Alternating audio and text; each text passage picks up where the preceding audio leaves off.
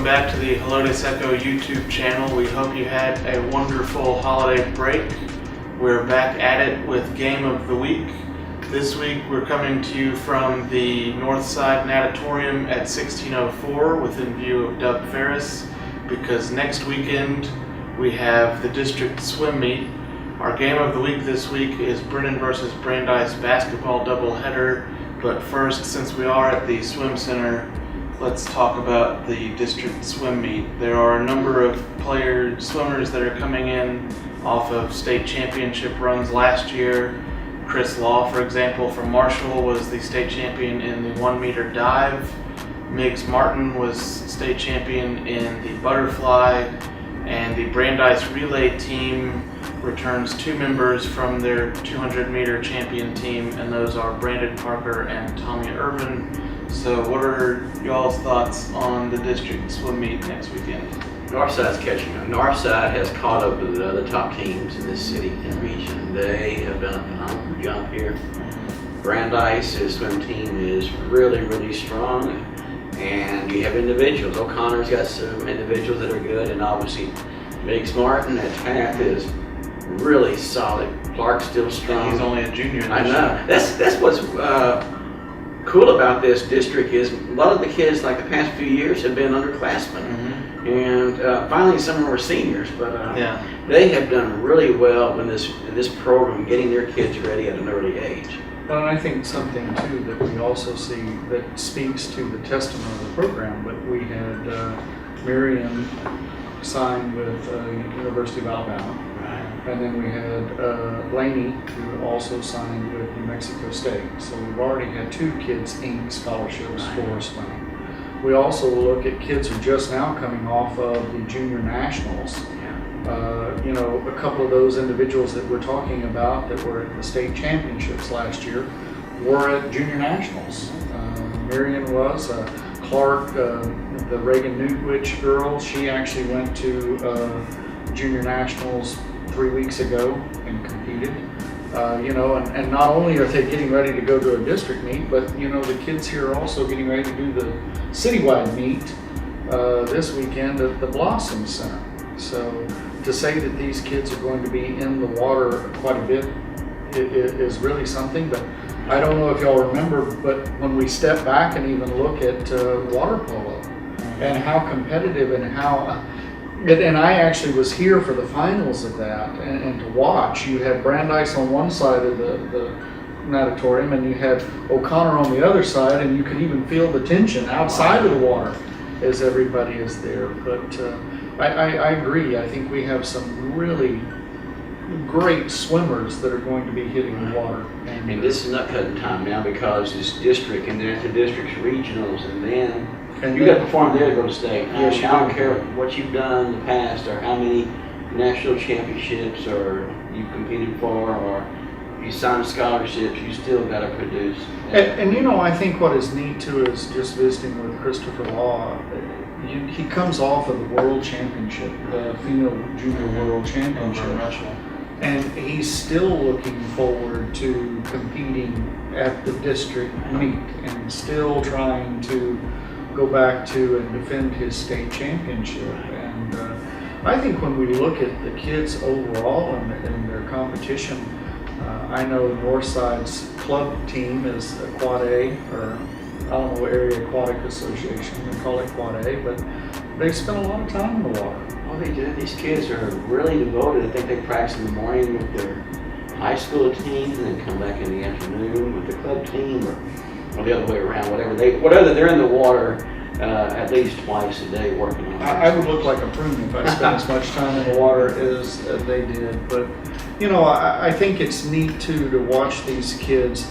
They don't seem to get bored with it either. I mean, you have to love it. I mean, gosh, that's a lot of hard. You do, but watching them, knowing that they have competed against the same group for 3 months already with the different swim meets that's going on, but to see the intensity that they're going to bring when they hit the water and they go, it's going to be a feat that I think everybody, and the nicest thing is it's open to the public, it's free admission.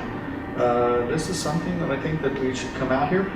I don't know know that there's any favorites right now as far as looking at it and seeing. I mean, a diving world, yes, I think most people would probably have to say that Christopher will come out as the district champion. And you gotta look at Biggs is looking awfully good right now. Yeah. And I guess district championships, maybe Brandeis has a lot of depth in boys and girls. So does O'Connor. And you're right, I don't know. I mean, It's going to be fun to watch. Yeah. It's going to be fun to see it play out over those 3 days. We certainly wish those athletes well. And maybe in a little bit we can get the Northside Aquatics director to sit down with us and talk to it and talk about what's going to happen and where he sees this. And I also got word from O'Connor parent that I believe it was an O'Connor parent, but her daughter will be signing in April. See, they're getting a lot of kids signing. I've been here, 8 years now? And every year it seems the number increases on kids getting a chance to go to the next level. And I think in the past it wasn't that often, but now it's an annual event. It is. Making that segue, I have to say it's been a little strange yesterday and today not having to go to Paul Taylor to watch basketball. That was weird. That was really strange. It has been. When you have your finals after Christmas, it'll do that. It'll do it that to you, but we're getting ready to do some basketball this weekend. You'll have a full slate Friday and Saturday, so. And then next week, we're really going to see the district races starting. That's when it starts going to get interesting. And that's where we segue into our game of the week, which is Brandeis versus Brennan. But before we do that, I don't think we mentioned that the district swim meet, while today we're filming from the 1604 natatorium, the district swim meet is at the Block Natatorium next to Paul Taylor Fieldhouse down at 410 in Calabria. So if you want to go out to that next Thursday, Friday, and Saturday, that's where it will be. Now on to basketball, and this coming Tuesday we have the doubleheader, Brennan and Brandeis, girls at 6:30, boys at 8 p.m. at St. Mary's Arena. Really about the only place big enough that you could have a game of this magnitude. We look at the girls. Brennan is 4-1 in district. Brandeis is 5-0. That's before the games this weekend, so that could change. On the boys' side, Brennan 3-0, Brandeis 2-1. Their overall records 19-2 for Brennan and 18-3 for Brandeis. So with that, the winner goes. They're in the driver's seat for district, and on the girls' side, it's second place versus a tie for third. But, so there's a lot. I mean, looking at it on paper, this looks like it's going to be a real. I'm going to talk about the boys first. It looks like it's going to be a matchup almost of two giants. But having watched them play, on paper it looks stronger than what I've seen on film.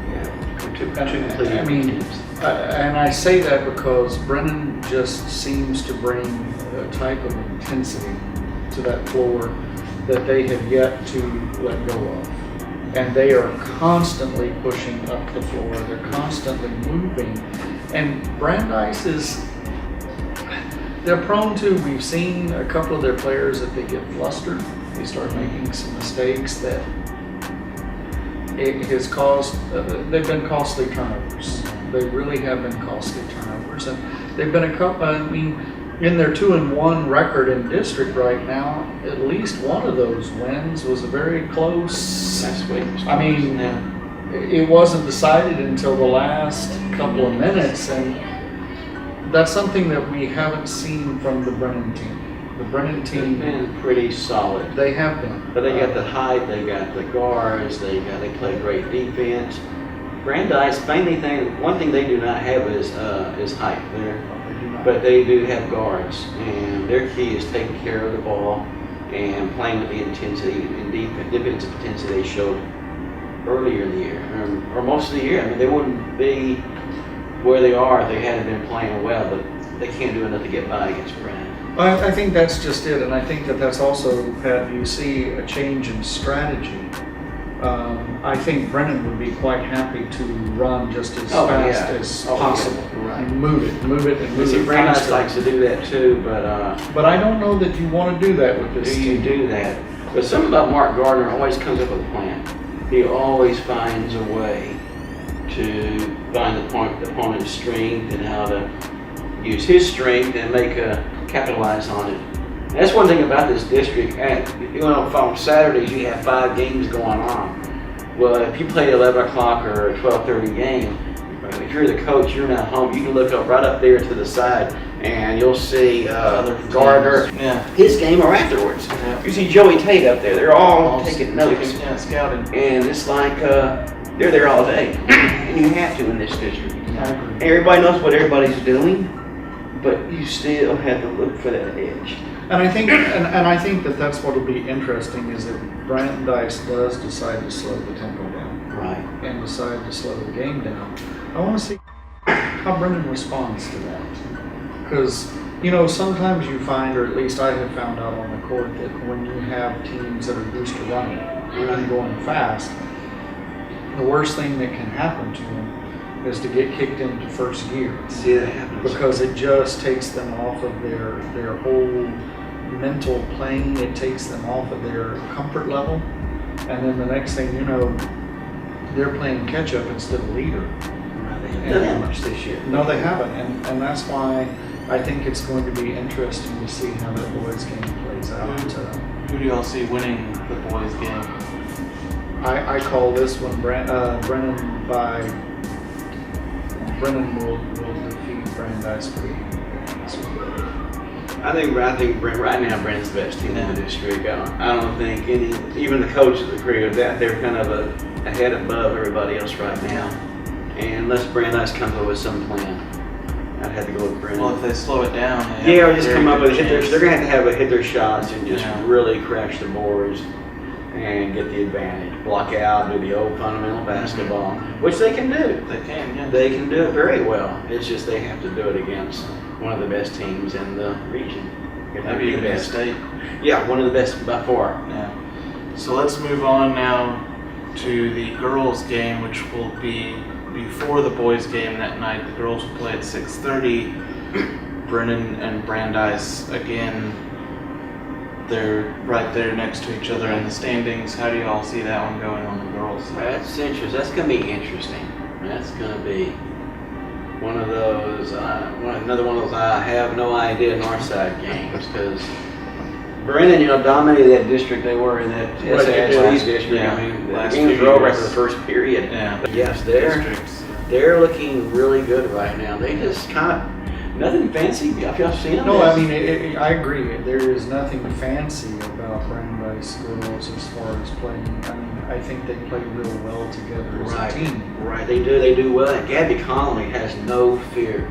Small girl drives to paint like she's 6'2" and has no fear. I mean, I love watching her play, and she just plays with authority. And she can hit free throws, she can hit from the outside, and everybody knows their role on that team and does it. And I think Brennan's got so much talent. I mean, gosh. I mean, and I think when you talk about Gabby driving, I think she has been the catalyst for that team in a lot of ways. I see her, bringing them up, that kind of thing. I know they took a couple of hard licks inside the Northeast tournament. Right. They were young. That was young, early part of the season. But I think they have gelled well together. They have, and they just play well together. And Cody Cowgill's got Brandon really starting to play together now. He had some young kids trying to adjust. And I think when we look at Brennan on the flip side of that, I think that you are correct. They had to go through that adjustment period. You come off of being in the state semifinals last year, and so you're expecting. And I think that's a testament too. Not to say that the teams that they played last year in the district and regional were weaker teams. I don't want to put it that way, but it's not what the Northside coaches bring to the table. Right. Because they're always thinking of ways, how can I step up? How can I grab a hold of my competition? What can I do a little different? And I think that Brennan is having to make that adjustment because that's something that they hadn't faced last year. And we're seeing that is throwing them off of their rhythm a little bit. But I will tell you that outside perimeter shots, Brennan is not as scared to take them No. and attempt them. And they got the size inside too. That's good. And they do, and I mean, if they get hot, I sat in one game watching Brennan girls popping them from outside, and it's almost, you almost have a little moment of pity for their opponent, because you start you can't seeing it stop rain, and it's Right. like, what do you do? Because if you step out and try to take out the perimeter shot, They go inside. well, then they go inside with their height, and so that makes it a little tough for them to defend. But I've also seen a night where their perimeter shots weren't falling Yeah. like they wanted to. And if that happens in that particular meeting with Brandeis, there's no telling what's going to I happen. know. Well, and to piggyback on that, that's what makes this district so exciting, is that it's not the same as when they were in that 4A district where the teams couldn't stop them once they went inside, or when they were. Oh, yeah. But here, they're raining threes, so the north side schools will cut down on that. Well, then when Brennan starts going inside, well, the north side schools are better able, or maybe have more talent to adapt Right. to that. They do. They do.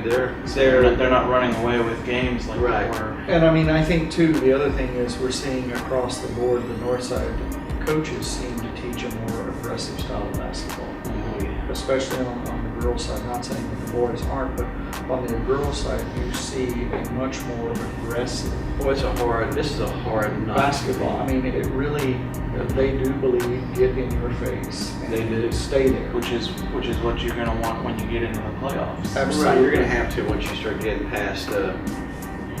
Corpus schools. Right, you're But- gonna get past that. You're gonna get some tough. Here is where I seem to be, I guess, echoing the same recurring theme throughout. I mean, unfortunately, with this matchup this week between those two schools, this is the only time they'll play each other. I know, Yeah. that's funny because last year they played, what was it, 18, 16?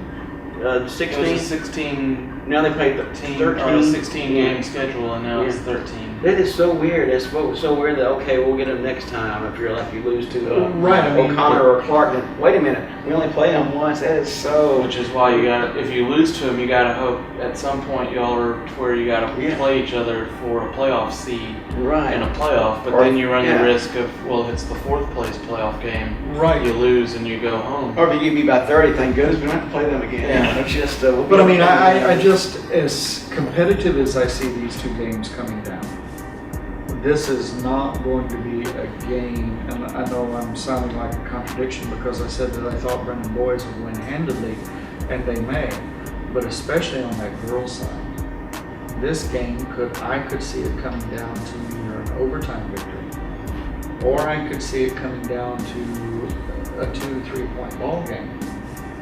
As a coach, we're so used to in our district schedule of going, okay, you got me by 2 this time, but I'm going to see you in 2 or 3 weeks from now. And I've got the film on you now. Yeah, I've got it. I know what I'm going to do, and it's going to be a completely different setting.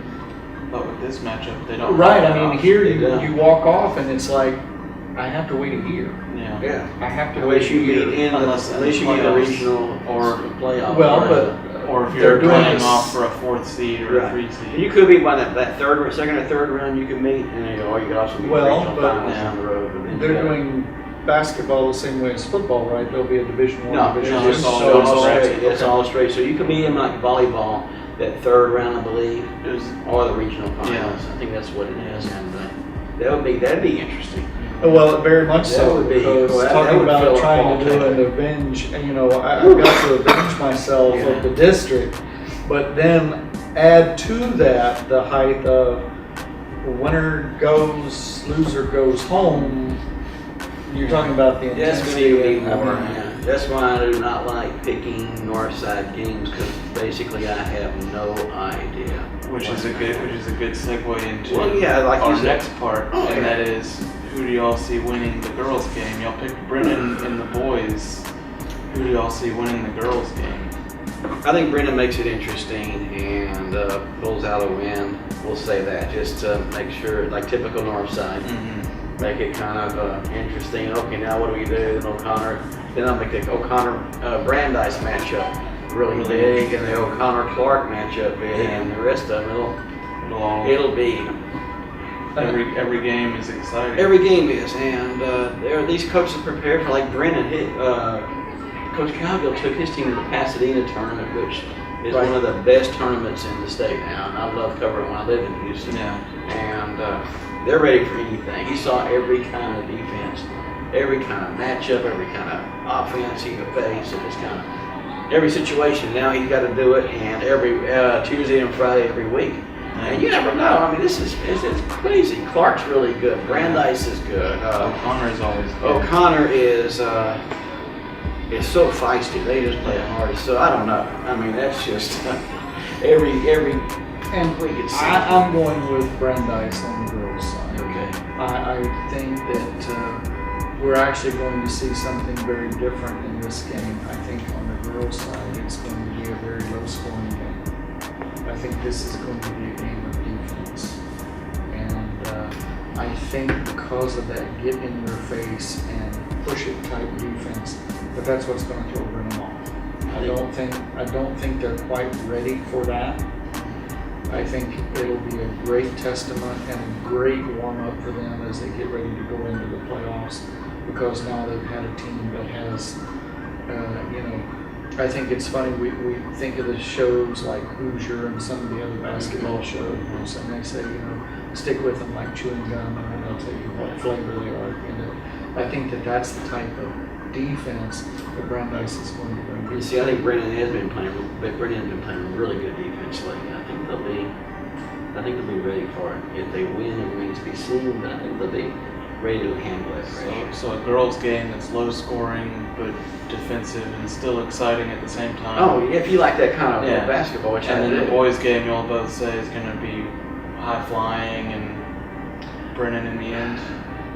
I think Brennan is not going to allow Brandeis to slow it down. I think that they are going to drive the tempo and they're going to keep it going.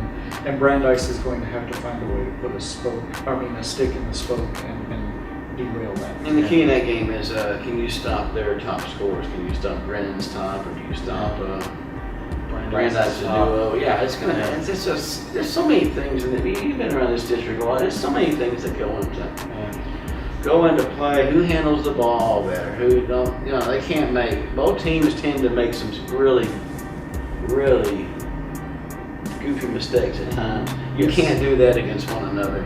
You may do that against one of the lesser teams, and you still have a fight on your hands. But you've got to play smart basketball, and both teams are very well coached. And one who just follows their coach's plans and listens and follows the game plan will win. Well, that's going to do it for this week's Echo Game of the Week. If you would like to attend the Brandeis-Brennan basketball games, those will be this coming Tuesday at St. Mary's Arena. The girls will play at 6:30 p.m. and the boys at 8 p.m. Join us next week for another installment of Game of the Week.